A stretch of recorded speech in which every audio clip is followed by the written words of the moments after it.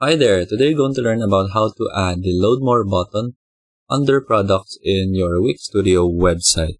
So here I am in my Wix Studio website. So first we'll just go to the category page of our products. To do that, we'll just click on the pages button right here on the sidebar, and then we'll just go to category page inside store pages.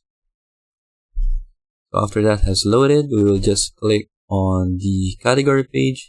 So in order to do that, we can just right click and select a layer, click on the category page, click on settings, and then click on settings again in this pop-up window, click on scroll behavior, and then simply just turn on the load more button.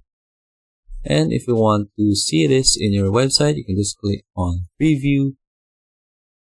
And then once we scroll down into our website, now we have our load more button inside our Wix Studio website. And if we click on it, it will again load more items in our products.